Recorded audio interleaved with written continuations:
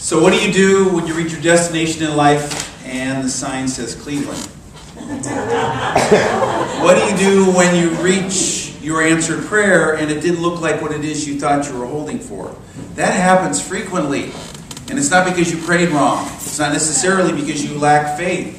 All things whatsoever you ask for in prayer, believe you've received them and you will. But the thing that you're really praying for is the spiritual growth that's engendered by the experiences of life. We are a church of spiritual growth. This is a church of spiritual growth. Together? This is a church of spiritual growth.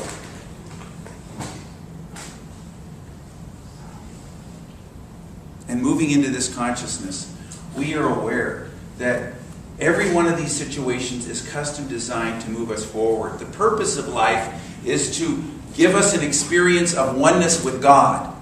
And that oneness with God is something that is innate within us, but we have to uncover it through experiences. And it's often the very difficult experience that we think we don't want that will open us up. You know, our new members are going to be joining today, and they do something during their new member class that I invite all of you to come and be a part of next time we do it in a few months. And that is, it's called the Dow Jones Industrial Averages of My Soul. You take a legal pad, turn it on its side, draw a line, and then put your decades down so nobody knows how old you are. And then take it ups and downs like a Dow Jones Industrial Averages in the Wall Street Journal, showing the ups and the downs in your life, spiritually speaking. So there are many things like, the time that you went into recovery and everything was wonderful, the time that you went through a loss that really devastated you, a time that you had a spiritual experience or a practice that you were really doing well with. And you interpret it according to your own understanding. Now, I don't recommend this, but some people interpret it that the things that were the most difficult and unpleasant are the highs, and the things that they like the most are the lows because they got complacent.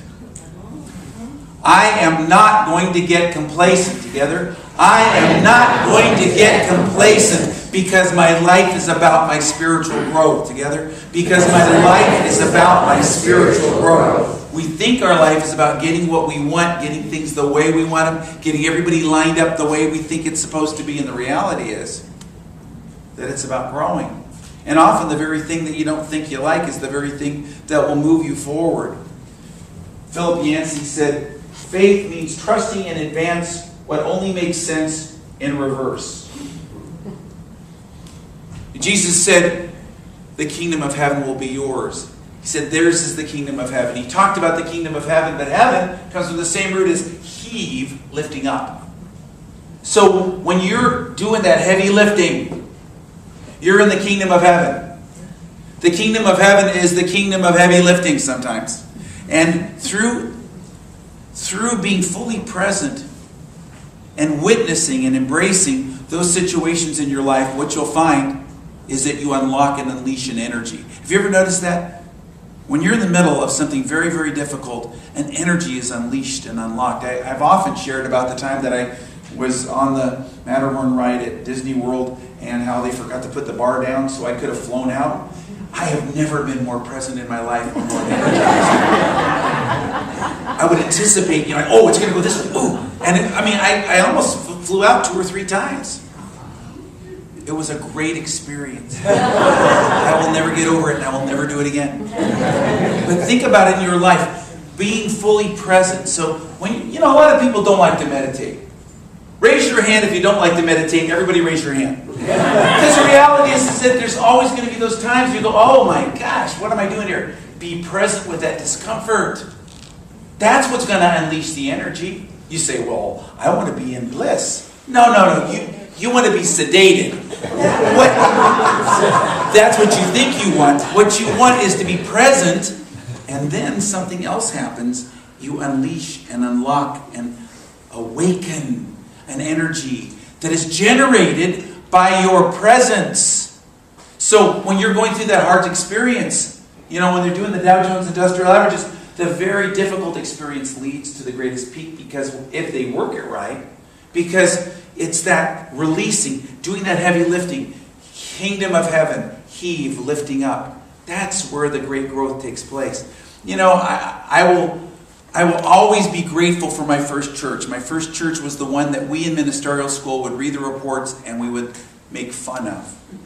We laughed about it. We said, who's going to end up there?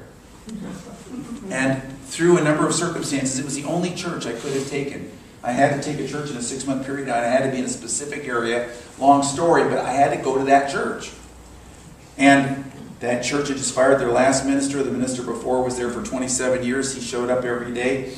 I mean, it was really rough. The first offering was $125. They had a fire. The vice president of the board, who became a very close friend, said to me when I tried out, she says, do you like a challenge? I said, yeah. She said, well, you're going to get one here. And it was wonderful. Why? Because in order to deal with that situation, in order to deal with it, I had to find out about the resources within my soul. And that one turned out really great, but sometimes they don't turn out to our liking. And even then, it is for our highest good to work with and work through. Because of a big word. And every so often I get told, you use too many big words. So get ready for this one. I hope we put seatbelts in all the seats. Strap in, because the word is, and most of you know the word, synergy. Synergy literally comes from the root words to work with. To work with. And synergy is when you work with something and the sum is greater than the parts. In other words, you're dealing with a difficult situation in life, and it unleashes and unlocks an energy, and you have more growth than you would have had you not had to go through it. And I frequently talk about Jesus' career being, we say a carpenter, but he was really a tekton in Greek, which is a builder, designer, architect, contractor. He would build things, build buildings, build houses. He would build things, including the carpentry. But he would take raw materials and build with it. It was a synergistic relationship he had. He did synergy. That's what he did. And then he took it on the road in spiritual teaching. No accident. As above, so below. And in your life, what are your raw materials? What are the raw materials you're using to synergistically work with things, not to your liking, but in order to unlock and unleash and release an energy by your fully presence? That's not grammatical, but it's true. Your fully presence, being fully present with, synergistically working with, not the opposite, entropy, which is the breaking down, the dissolution, And sometimes entropy is part of life. Sometimes you got to let things dissolve and then they reconfigure. When I was in 2nd grade, we played a game on rainy days. We wouldn't go outside, and we didn't have a cafeteria. So we would bring our lunches to school, but we would eat them out on the schoolyard. But on rainy days, we'd have to bring them indoors, and the teacher had to do something to kill the time because we finished our lunches. So she did something called fruit basket upset. How many people in Chicago ever played fruit basket upset? 2, 3. Okay, so I got to explain it. Okay, so what it is that you had to pick a fruit mentally, and the person who was it would name 2 fruits. And those fruits would get up and run around. It was kind of like musical chairs. And whoever didn't make the seat that was open and available, whatever, whoever was left over would have to be it. So they would say, apples and pears. Plums, I always picked persimmon. Or something really weird. So I just sat there and cruised the whole time. But there'd always be that person who'd say, because this was an option, fruit basket upset. Then it was a free-for-all. Everybody had to get up and change seats. And, have you ever had fruit basket upset in your life? Are you in that right now? Everything is up, topsy-turvy, upsy-daisy. It's going on, and it's going to reconfigure in a new form. But you know what? It's going to work out fine.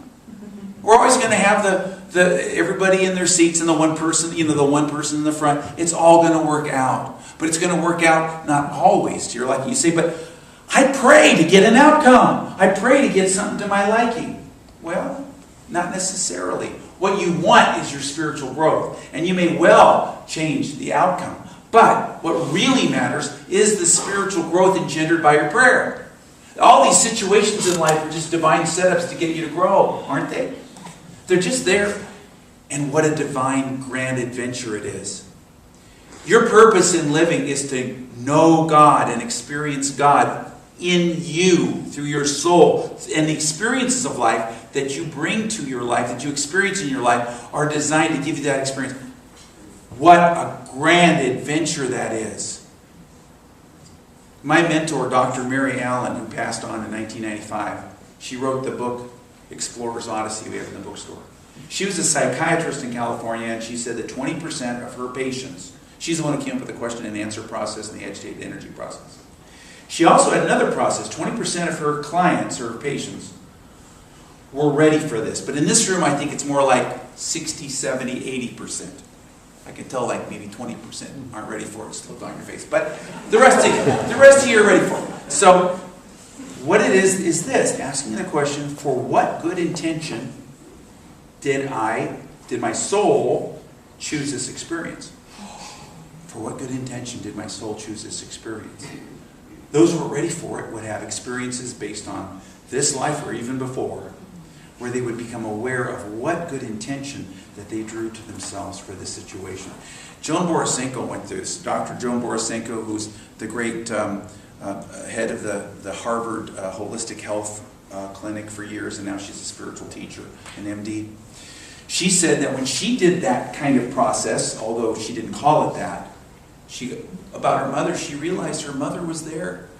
She drew the experience of her mother to spur her on, to make her want to perform in such a way, because her mother was always disapproving and didn't think anything she did was good enough. And she said that it was a soul agreement with her and her mother. She got that intuitively. That may sound a little too woo-woo for you, but there's always something in it for you. There's always something in it to teach you something, to grow you in a way, to get you to learn in a certain way. And you may have to work with it synergistically. You might have to work with it synergistically. You might have to work with it in such a way that it unleashes and unlocks hidden potentials and powers.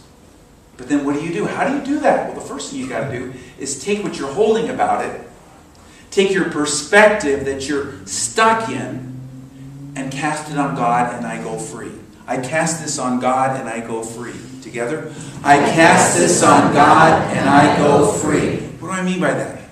You see, you have a limited perspective that you're holding on to about that situation, and you're seeing it as limiting you in some way, or victimizing you even in some way.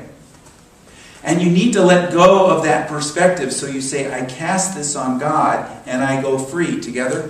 I cast this on God, and I go free. And then feel that openness, that spaciousness that comes. It isn't running away from the problem. It's not going into denial. It is opening up a space of possibility. And then ask, if I already had my right answer, if I already knew what to do, how would I feel? If I already had the answer that was for my highest good, not necessarily the physical thing that I'm praying for, but the highest good. If I had that, how would I feel? Physically, how would I feel? I'd feel relaxed. I'd feel at peace. I'd feel calm. I'd feel well-being. How would I feel emotionally? Would I have a sense of peace of mind, of joyousness, of an effervescence? What kind of attitudes would I hold? What mentally would be my thoughts? How would I be thinking about this? You see, the universe runs on assumptions. If you make an assumption and you truly embody it, that will shift your reality. It'll shift your consciousness. And your consciousness creates your world. My consciousness creates my world. Together? My consciousness creates my world. And so, what kind of attitudes, what kind of thoughts would I hold about it? What kind of beliefs? Would I be optimistic? Would I be thinking about it in a way that was hopeful? Would I be anticipating the good? How about intuitively? If I already knew what it was, this is a big one, that I was supposed to do, what would that be? And if you can't cognitively think of what it was that you were supposed to do, just know that you know on some level. How does that make you feel? Do this. When this is fulfilling Jesus' instruction, all things whatsoever you ask for in prayer, believe you've already received it, and you will, because you physically, emotionally, mentally, and intuitively embody the answer, and then things start rolling out. You stop being limited by that perspective, that possibility, and you start opening yourself up to something bigger, something higher, something greater, something new. And realize that you are in a realm of possibility that is opening up for you right now. We have some new members who are going to be joining with us this morning. And those new members are taking a step in their spiritual growth. Now, as I said to somebody who said they weren't going to join the church, Don't worry about it. We're not sending it to limbo or purgatory. We don't believe in those kinds of things. We believe the kingdom of heaven is in the here and now, and we lift up into a higher consciousness. And when people do something like join a church, what they're doing is making an outer statement about their inner spiritual growth. Now, you may not be joining, but it doesn't matter, because you can make that commitment to your own spiritual growth in the here and now, right now. And then when they get up here in a few minutes and stand here and you sing that song to them, realize that you're singing to yourself. You're singing to that part of yourself that is open to the possibility of a commitment to your spiritual growth. That you're committing to your spiritual growth just as they are. And it's being reflected. They're a mirror for you. You don't have to join a church to do that. A church isn't even walls. It's not even an organization. It is a consciousness. And your spirituality does not require a membership in a church. But to do that creates an incredible energy and vibration, because what you're doing is making an outer commitment to an inner ideal. Making it real. Giving it form. And so, I don't know, I'm getting the feeling we should do it right now. I'll probably talk a little more when it's done. But what we're going to do, and I'm not the world's greatest person at ritual. It's just not my strength. I'm a pretty good teacher, but not great at ritual. So what I'm going to do is I'm going to invite up the people who are going to join, knowing that some of them couldn't make it today. Some of them were at 9 o'clock. We have, I think, 13 people listed in our bulletins. And I'm going to invite them to come up. And when I say your name, and please forgive me if I do a John Travolta on your name. Correct me, okay? But I'm going to ask you to line up here when I call your name, and as I call your name. So if you're here, okay? Stephanie Bartels. Did I say that right? Stephanie Bartels. Peggy Cleveland. Okay. Donna Cole. Everybody thought she was already a member, and she was. But she wants to be in the ceremony. Michael Gallery.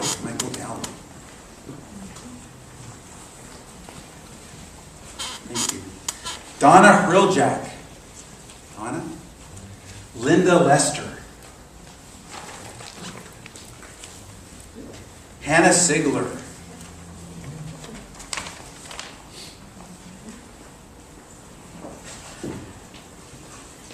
And I'll name the other people who were here at the first service.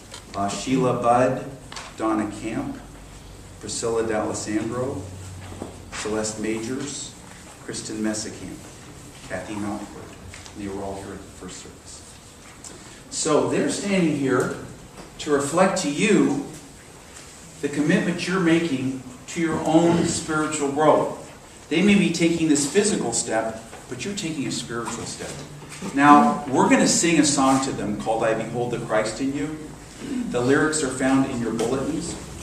But as you do this, I'm going to ask you to take your lyrics and maybe look at them, but look at them and bombard them and shine and radiate energy to them. So, and you guys don't have the lyrics. Do you know why? Because you're not supposed to sing it. You're supposed to just receive it, okay? But let's start with a prayer.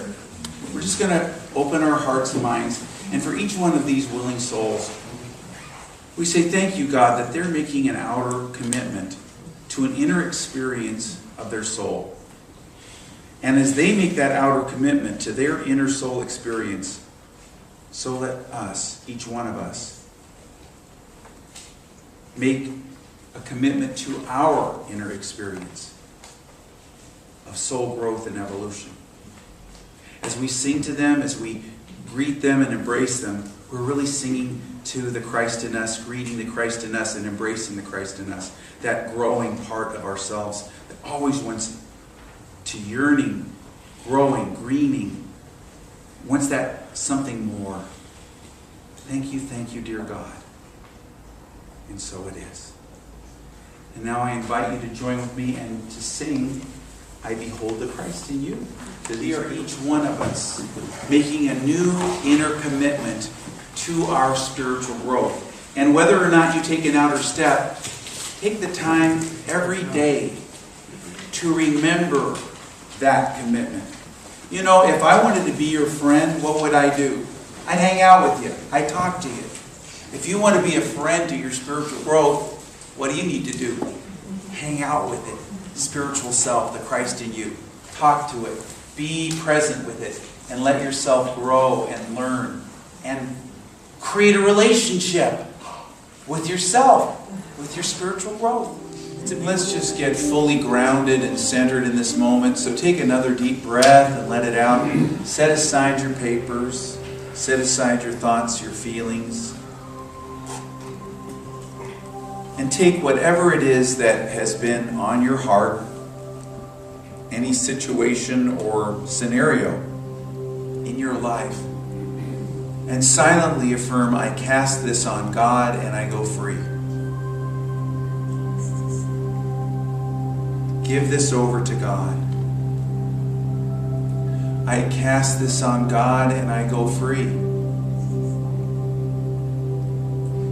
And let it go. And experience the opening space.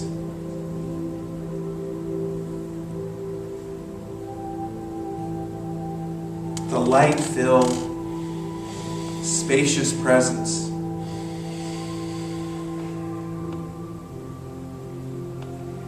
that moves in and through you now.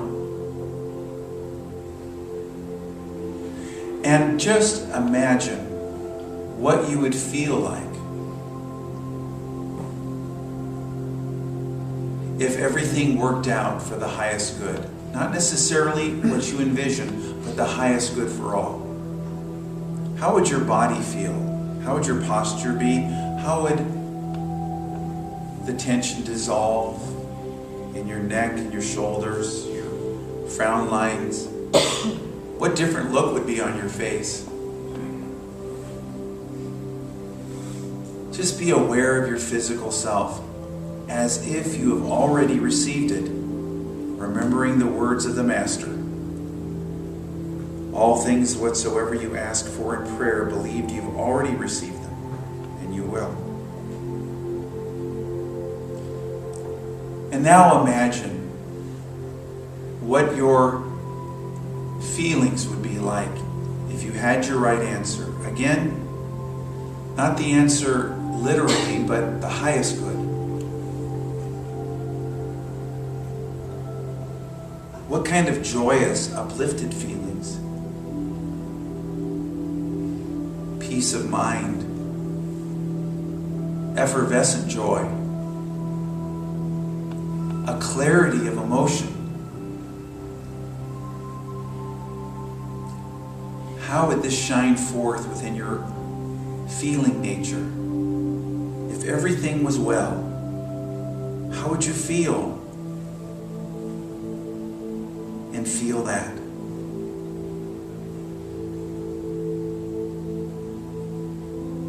And now, what kind of thoughts, attitudes, and beliefs would you have? If you had your right answer, what would your mind be doing? Resting in peace? Anticipating the good? Experiencing things for your highest good? What would you think, believe? What would your thoughts and your attitudes be? Think that. Believe that. Know that. And intuitively, if I already knew what to do,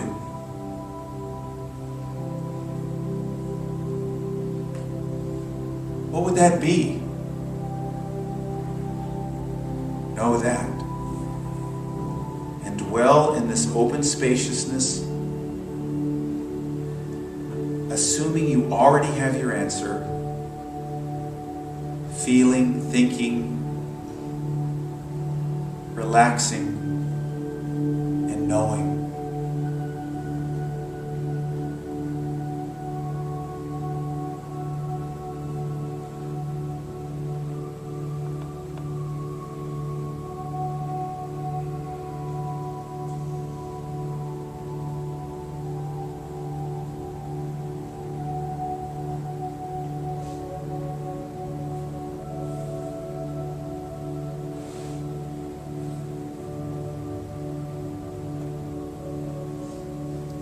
if I already knew what to do, if I already knew what to think, if I already knew what to feel, if I already knew how to relax, if my answer was already here, this I embody now.